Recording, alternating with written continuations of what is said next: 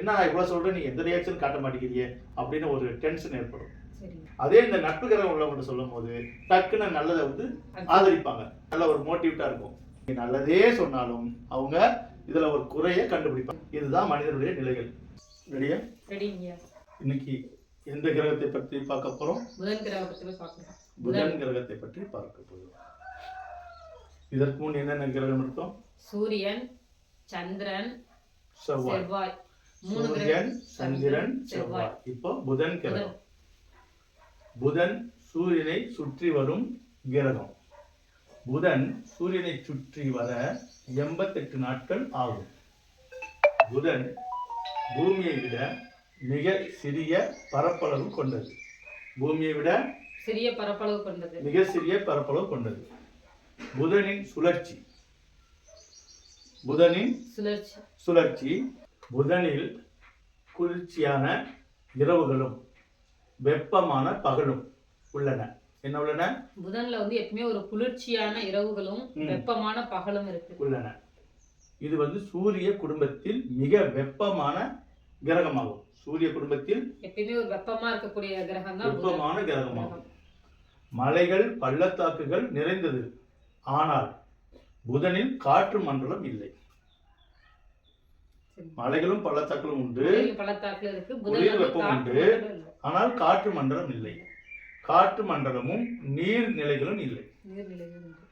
புதன் கிரகத்தில் உயிர்கள் வாழ முடியாது. புதன் பூமியை விட சூரியனுக்கு மிக அருகில் உள்ள கோள். பூமிக்கும் புதனுக்கும் இடையே உள்ள தூரம் மாறிக்கொண்டே இருக்கும். ஏன்னா பூமி நீள்வட்ட பாதையில் இருக்கிறதுனால எந்த கிரகம் இருந்தாலும் அந்த தூரம் என்பது பிக்சடா இருக்காது. சராசரியாக 77 மில்லியன் கிலோமீட்டர் தூரத்துல பூமிக்கும் புதனுக்கும் இருக்கிறது. புதனின் ஆரம் பூமியின் ஆரத்தில் 1/3 தான் இருக்கிறது. அதனுடைய சுமார் 2240 கிலோமீட்டர் தான் ஆகும். புதனின் விட்டம் 4880 கிலோமீட்டர். புதனின் விட்டம் 4880 கிலோமீட்டர். இந்த புதனின் காரகத்துவத்தில் புதனுக்கு ஜோதிடத்தில் வேறு சில பெயர்கள் உள்ளன.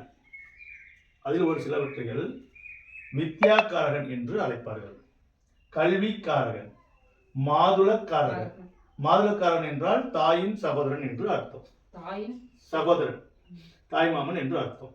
புத்திநாதன், புத்திக்கு புதன் தான் அதிபதி. கணக்கன், எந்த ஒரு விஷயத்தையும் கால்குலேட் பண்றது, கம்ப்யூட்டர்ல கணக்கு போடுவது, எதுவாக இருந்தாலும் கம்ப்யூட்டர் என்றாலே புதன் என்று எடுத்துக்கலாம். ஏன்னா கால்குலேட்டர்னாவே புதன் தான் கணக்கன். புலவன், கவிதை எதுவாக இருந்தாலும் பாராட்டுவது, தத்துவங்கள் பேசுவது எல்லாம் புலவன். வணிகன், வணிகன் என்றால் வியாபாரம். ஆமா, வெளிநாடு சென்று போக்குவரத்து மேனேஜர், இதெல்லாம் வணிகன். இன்னும் ரோகிணியின் மகன் என்று அழைப்பார்கள் ஜோதிடத்தில். அப்புறம் மதி மகன். மதி என்றால் அதுவும் அறிவுதான். ஆக எதை சொன்னாலும் அந்த அறிவை சார்ந்துதான் இருக்கும். மால், மால் என்றாலும் அறிவுதான். தூதுவன், தூதுவன் என்றால் ஒரு விஷயத்தை இன்னொரு இடத்துக்கு, அதாவது தொலை தொடர்பு, அது தூதுவன். குந்தி என்றும் அழைக்கிறார்கள். இவனுடைய உலோகம் என்னவென்றால் உலோகம் பித்தளையாகிறது. ரத்தினம் எமரால்டு என்கிற பச்சைக்கல், ஜாதி பச்சைக்கல் என்று கேள்விப்பட்டிருக்கோம் இல்லையா, மரகதக்கல் பச்சைக்கல். இவருடைய நிறம் பசுமை நிறம், பச்சை நிறம், அதாவது வெளிர் பச்சை. தானியம் பாசிப்பயர், பாசிப்பயர் இல்லையா, பச்சை பயிர், பாசிப்பயிர் என்று சொல்வார்கள். உடல் உறுப்புகள், உடல் உறுப்புகளுடைய பங்கு என்னன்னா நரம்பு சம்பந்தப்பட்டது. இப்போ நரம்பு ஒருத்தருக்கு ரொம்ப பாதிக்குதுன்னா விடாநரம்பு வந்து பாதிப்பு ஏற்பட்டிருக்குன்னு அர்த்தம். நரம்பு நல்லா ஸ்ட்ராங்கா இருக்கு, ஸ்டெடி பாடியா இருக்காங்கன்னா ஒத்தை நாடி இரட்டை நாடிகள்லாம் சொல்றோம் இல்லையா, நரம்பு சம்பந்தப்பட்டவர்.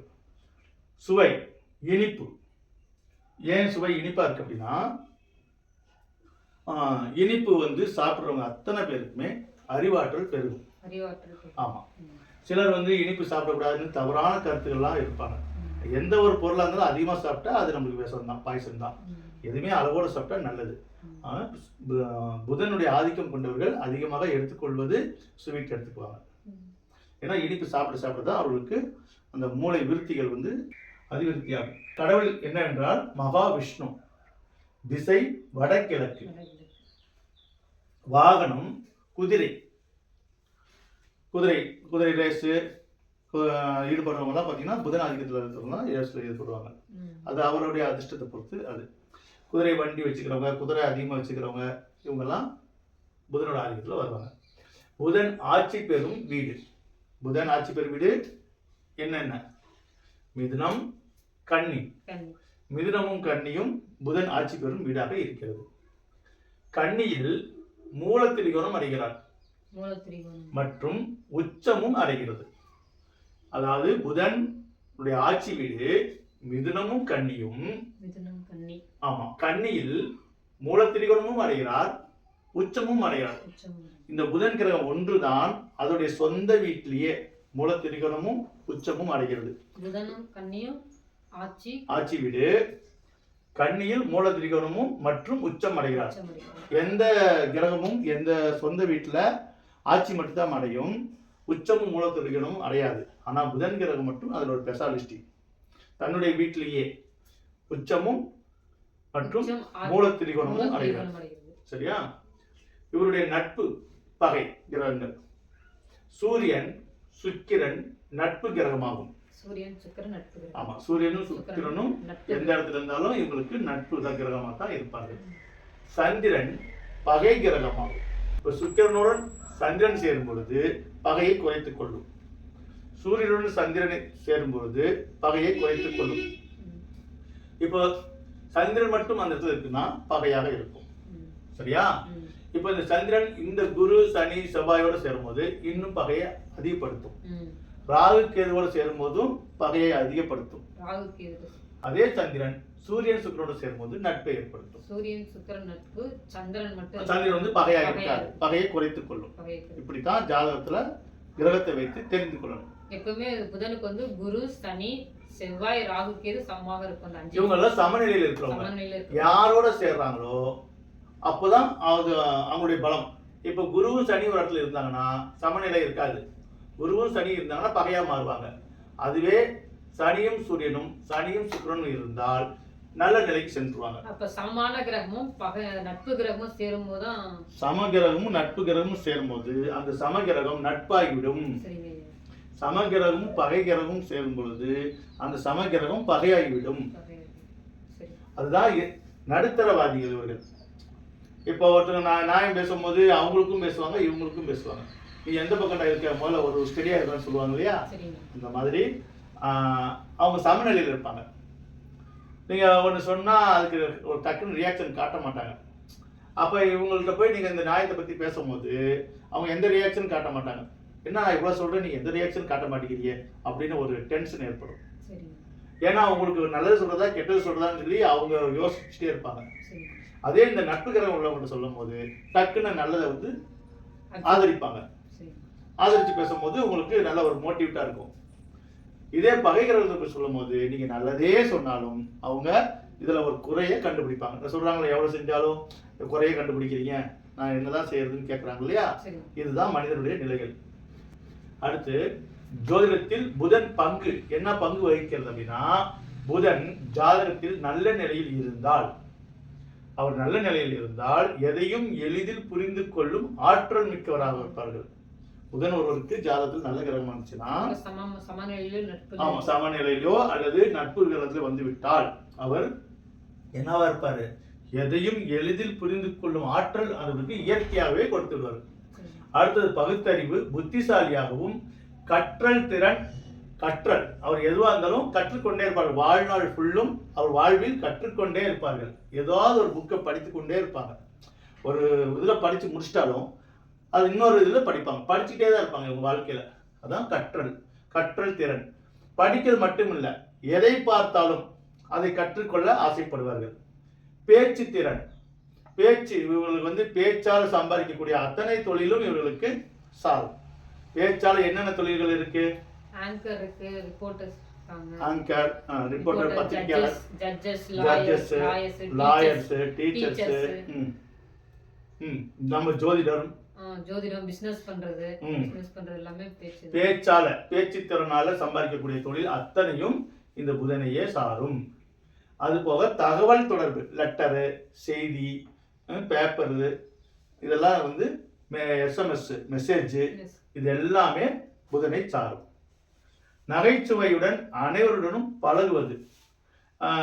புதன் வந்து நல்ல ஆதிக்கத்தில் இருக்கும்போது எதையுமே டேக் இட் ஈஸியாக எடுத்துக்கிட்டு உள்ளுணர்வோடு புன்முறுவலோடு நல்ல ஒரு சிரிப்பாகவே இவங்க இருப்பாங்க. அது நல்லா பழகுவாங்க.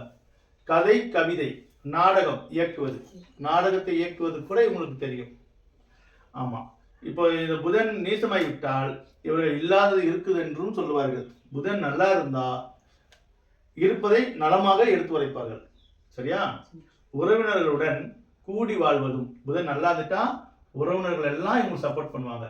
மற்றவர்களுக்கும் விஐபிகளுக்கும், அதாவது புதன் நல்லா ஆதிக்கம் உள்ளவங்க மற்றவர்களுக்கும் தன்னை விட வசதியாக விஐபி இருக்காங்க இல்லையா, அமைச்சர்கள், இது மாதிரி விஐபிகள், பிஸ்னஸ்காரங்க, அவங்களுக்கு எல்லாத்துக்கும் அடித்தளமாக விளங்கக்கூடியவர்கள். இவர்கள் வந்து விஐபிகள்லாம் மூளையாக செயல்படக்கூடியவர்கள், மூளையாக செயல்படக்கூடியவர்கள். அப்படின்னா ஆடிட்டர் கூட எடுத்துக்கலாம். ஆடிட்டர்லாம் வந்து ஒரு பிஸ்னஸ் மேனுக்கு வந்து மூளையாக செயல்படுவாங்க. சரியா? அதனால தான் கணக்கன் அப்படின்னு இருக்காங்க. புதன் ஜாதகத்தில் பலவீனமாக இருந்தால் கல்வியில் பல சிரமங்களை சந்திக்க நேரிடும். தடைகள் ஏற்படும், மறதி ஏற்படும், ஞாபக சக்தி குறைவாகும். எந்த ஒரு பாடத்தையும் அவனால மனப்பாடம் பண்றது கஷ்டம். அப்படியே மனப்பாடம் பண்ணாலும் அதை போய் ஒப்பிக்கும் போது மறதி ஏற்படும். ஏன்னா புதன் தான் கற்றலுக்கு அறிவானது, மெமரி ஸ்டோரேஜ். அந்த மெமரி ஸ்டோரேஜ் வந்து புதன் வீக்காக இருந்தால் மெமரி ஸ்டோரேஜ் உங்களுக்கு கம்மியாக போயிடும். அதனால படிப்பில் அவங்க வீக்காக இருப்பாங்க. சரியா? அடுத்து பேச்சு தடுமாற்றம். இவர்களை வந்து ஏதாவது பேசுப்பா அப்படின்னு ஒரு மைக்கை கொடுத்தாங்கன்னா அந்த மைக்கை கையில் வாங்கும் போதே இவருக்கு நடுக்க வந்துடும். அதுக்கு முன்னாடி நல்லா பேசுவாங்க, எல்லாம் பண்ணுவாங்க. கையில் வாங்கிட்டாவே என்ன பேசுவது என்றே தெரியாது, திக்குமுக்கடிக்கும். ஆனால் திக்குவாயாக ஆவதும் அந்த புதன் வீக்கான ஆயிட்டா சிலர் திக்குவாயாகவே ஆயிடுவாங்க. ஆமாம், பிறப்பு வந்து திக்குவாயாக பிறப்பது கூட இந்த புதன் ரொம்ப வீக்காகிட்டா அப்படி. ஓரளவுக்கு வந்து சமநிலையில் இருக்கிறவங்களுக்கு இந்த தடுமாற்றம் ஏற்படும். ஒரு மைக்கில் மேடையில் பேச முடியாமல் ஒரு கேள்வி கேட்கணும்னா கூட அது ரொம்ப எமோஷன், அந்த என்ன சொல்கிறது, அந்த பேச்சு வெளியே வர்றதுக்கு அவங்கள ரொம்ப கஷ்டப்பட்டு அந்த பேச்சே வெளியே வரும். ஒரு கேள்வி கேட்பதற்கு கூட அந்த மாதிரி, அதாவது மைக்கு கொடுத்ததுக்கு அப்புறம். ஆனால் சும்மா இருக்கிறது கேட்பாங்க, பேசுவாங்க. சரியா? ஒரு சபையில் பேசுறது அவங்களுக்கு தடுமாற்றம். அரங்கேற முடியாது, அதுதான் பிரச்சனை. எதையும் சீக்கிரம் புரிந்து கொள்ள முடியாமல், எதையும் சீக்கிரம் புரிந்து கொள்ள முடியாது. அவங்க டக்குன்னு புரிஞ்சுக்க மாட்டாங்க, ரொம்ப லேட்டாக புரிவாங்க. அதுக்குள்ள பல விஷயங்கள் நடந்துடும். தாய் வழி உறவுகள் இருந்தும், அதாவது புதன் வீக்காக்குறவங்களுக்கு தாய் வழி உறவுகள் இருந்தாலும் இல்லாமல், சிலருக்கு இல்லாமையும் போயிடும். ஆமாம், சிலருக்கு தாய் மாமன் இவர் பிறக்க முன்னாடி இல்லாமல் போயிடுவாங்க, தாய் வழி உறவுகள் இல்லாமல் போயிடுவாங்க பிறக்கிறதுக்கு. அப்படியே இருந்தாலும் இல்லாமை நிலைகள் ஏற்படும் புதன் வீக்காக்குறவங்களுக்கு. சரியா? என்ற நிலைகள் முக்கியமாக தாய் மாமன் உறவு பாதிக்கும். மனம் குழப்பம், மனசு வந்து எந்த ஒரு நேரத்திலும் குழம்பிக்கொண்டே இருக்கும். இன்னும் சந்திரனும் சேர்ந்து விட்டால், சந்திரன் ஏற்கனவே பகை இல்லையா, அப்ப புதனும் வீக்கா இருந்து சந்திரன் பார்வை பெற்றால் இன்னும் மனக்குழப்பம் ஏற்படும். ஸ்டக் ஆகி சொன்னதையே திரும்ப திரும்ப சொல்லுவாங்க. புலவன் போல பித்து பிடிச்ச மாதிரி உணர்வாங்க. தத்துவமாக தான் இருக்கும், ஆனால் அது பிரயோஜனமாக இருக்காது. சரியா? அந்த மாதிரி பைத்தியத்திலே வந்து தத்துவ பைத்தியம் சொல்லி கேள்விப்பட்டிருக்கோம் இல்லையா, அந்த மாதிரி கூட இந்த புதனும் சந்திரனும் சேர்ந்து ஒரு மனிதனை அந்த நிலை கொண்டு வந்துடும். எதிலும் நிலையாக யோசிக்க முடியாமல், ஒரு முடிவை சரியாக எடுக்க முடியாம இந்த நிலைகள் ஏற்படும். புதன் நீசமாயிட்டால், புதன் எங்க நீசமாகுது? மீனத்தில் நீசமாகிறது. ஏன்னா எங்க உச்சம் அடைகிறது? கன்னியில. ஒரு ராசி கட்டத்தில் எந்த கிரகம் எந்த இடத்துல உச்சமாகிறதோ அதிலிருந்து சமசப்த பார்வையில 7ஆம் இடத்துல நீசமடைகிறது. அப்ப நீசம் அடைந்து விட்டால் இவர்களுக்கு நரம்பு தளர்ச்சி ஏற்பட வாய்ப்பு இருக்கிறது. ஒரு சிலருக்கு குழந்தையிலேயே பார்த்தீங்கன்னா நரம்பு தளர்ச்சி இருக்கும். இளம்பிள்ளை வாதம் எல்லாம் பார்க்குறோம் இல்லையா, குழந்தையிலே. இப்போ அது நான் அப்படி இருந்தும் குரு பார்வை இருந்தா அவங்களுக்கு இடையில சரியாயிடும். குரு பார்வை அல்ல, சுக்கிரன் பார்வை இருந்தால். யார் இருந்தா? சுக்கிரன் பார்வை இல்லை, குரு பார்வை இருந்தால் நல்லா ஆகாது. குரு பார்வை கோடி நன்மை என்று பொதுவாக கேட்டிருக்கோம். ஆனா இங்க சூரியனோ சுக்கிரனோ பார்வை இருந்தால் நல்லாயிரும். குரு பார்வை இருந்தால் அந்த நிலையிலேயே அவங்க ஓரளவுக்கு கொஞ்சம் வசதியா, அதாவது நரம்பு தளர்ச்சி ஏற்பட்டால் அதை பார்த்து கொள்றவர்களுக்கு கொஞ்சம் பண வசதி வேணும் இல்லையா, அந்த மாதிரி இருக்கும். ஊனமா பிறந்தாலும் ஓரளவுக்கு வசதி இருக்கணும்ல, அந்த மாதிரி இருக்கும். சில பேர் ஊனமாக இருந்து ஏழ்மையும் தழுவக்கூடிய நிலைகள் ஏற்படும். அப்போ புதன் நீசமும் ஆகி அதை சனியோ ராகுவோ கேதுவோ இவர்களெல்லாம் பார்க்கும்போது, அல்லது சந்திரன் பார்க்கும்போது ஏழ்மையாக, இப்போ இவர்களும் பார்த்து அவர்களும் பார்வை பெற்றால், இந்த குரு சனி செவ்வாய் ராகு கேதனுடைய பார்வைகளும் சந்திரனோட பார்வைகளும் ஏற்படும் போது அவருக்கு ஏழ்மையை தழுவக்கூடிய நிலை ஏற்படும். உணமாகவும் பிறந்து நரம்பு தளர்ச்சியாகவும் பிறந்து வாத பிரச்சனை சொல்லுவாங்க, இளம்பிள்ளை வாதம், அதை பிறந்து ஏழ்மையும் தழுவக்கூடிய நிலைகள் ஏற்படும். அதே போல இடையில நரம்பு தளர்ச்சி, வயதானாவது நரம்பு தளர்ச்சி ஏற்படும். அதாவது நோய் வந்தாலும் அது சரியாகணும் அப்படின்னா சுபகிரகனுடைய பார்வை இருந்தால் நோய் வந்தாலும் சரியாகிவிடும். சுபகிரக பார்வை இல்லை என்றால் நோய் வந்துச்சு அப்படின்னா அது அவ்வளவுதான், அப்படியே தீராத நோயாயிடும். இப்போ சொல்றாங்க ஏதோ சாபத்தை வாங்கிட்டாங்க, தீராத நோய் ஏற்பட்டு சொல்றாங்க இல்லையா, அதுக்கு அதுதான் காரணம். புதன் கிரகம் எந்த ராசியில் எந்த கிரகத்துடன் சேர்ந்துள்ளதோ அதன்படிதான் செயல்படும். புதன் கிரகம் எந்த ராசியில் எந்த கிரகத்துடன் சேர்ந்துள்ளதோ அதன்படிதான் செயல்படும். அது நல்லவரோடு சேர்ந்தால் நல்ல விதமாகவே செயல்படும், தீயவர்களோடு சேர்ந்தால் தீய கிரகமாகவே மாறிவிடும். புதன் எந்த இடத்தில் இருக்கிறதோ அதுக்கு தகுந்தபடிதான் செயல்படும். புதன் லக்னமாகவே இருந்தாலும் சரி, புதன் லக்னத்தில் பிறந்தாலும், புதன் லக்னம் என்ன, கன்னி மிதுனம், கன்னி மிதுனத்திலே பிறந்தாலும் கூட அது எந்த கிரகத்தோடு சேர்ந்தோ அதன்படிதான் செயல்படும். ஒருவர் சுய ஜாதகத்தில் புதன் ஆட்சி உச்சம் நட்பு கிரகத்துடன் நல்ல நிலையில் இருந்தால் ஜாதகன் எதையும் கற்றல் கற்பித்தல் மற்றவர்களை நல்வழி நடத்தல் அனைவருக்கும் நல்ல வழிகாட்டியாக ஒரு பாலமாக இருப்பார். நல்ல வழிகாட்டியாக ஒரு பாலமாக இருப்பார். புதன் பகை நீசம் பெற்றால் தனக்கு தானே தீங்கை விளைவித்துக் கொண்டும் எதிலும் சரியான கவனம் செலுத்தாமலும் எதையும் புரிந்து கொள்ள ஆற்றல் இல்லாமலும் ஞாபக மறதியால் தனக்கு துன்பத்தை ஏற்படுத்தி கொள்வார். புதன் காரகத்துவம் புரிந்து கொண்டீங்களா? புரிந்து கொண்டோம் ஐயா. ஆமா, இதெல்லாம் நீங்க நல்லா 1க்கு 2 முறை இந்த வீடியோவை 1க்கு 2 முறை பாருங்க. இந்த எழுத்துக்கள் பொடியா இருக்குன்னு கவலைப்படாதீங்க. ஏன்னா இவ்வளோ இது எழுதும் போது சின்னதாக தான் எழுத முடியும். நம்ம சொல்லக்கூடிய சொற்கள் உங்களுக்கு காதில் விழுகுது இல்லையா, அதனால 1க்கு 2 முறை இந்த வீடியோவை நீங்க போட்டு பாருங்க. அங்கங்கே ஸ்டாப் பண்ணி கொஞ்சம் ஸ்டோரேஜ் பண்ணிக்கோங்க. நீங்கள் அதை அப்படியே பாடத்தில் எழுதிக்கிங்க. யூடியூப்பில் இப்போ ஃபேஸ்புக்கில் போடுறதெல்லாம் உங்களுக்கு இலவச கல்வியாக அமையும். நீங்கள் நேரில் பார்க்கணும், கிளாஸ் அட்டன் பண்ணணும் அப்படின்னா ஆன்லைன் கிளாஸ் இருக்குது, அது மூலியமாகவும் நீங்கள் ஃபீஸ் கட்டி சேர்ந்துக்கலாம். நேர்லேயும் கிளாஸ் எடுக்கப்படும், அதுலேயும் நீங்கள் சேர்ந்துக்கலாம்.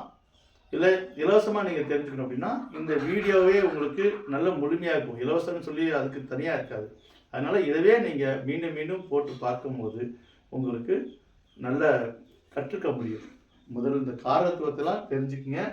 அடிப்படை ஜோதிடம் 1, அடிப்படை ஜோதிடம் 2ன்னு இப்படி 2, 3ன்னு வரிசைப்படுத்தி ஒவ்வொரு பாடமும் போட்டிருக்கிறோம். அது அனைத்தையும் ஒன்றொன்றாக பார்த்து வரிசைப்படி நீ முறையாக கற்றுக்கொள்ள வேண்டும் என சொல்லி இறையர்களோட அனைவருக்கும் நெஞ்சார்ந்த வணக்கத்தை தெரிவித்துக் கொள்கிறோம். நன்றிங்க.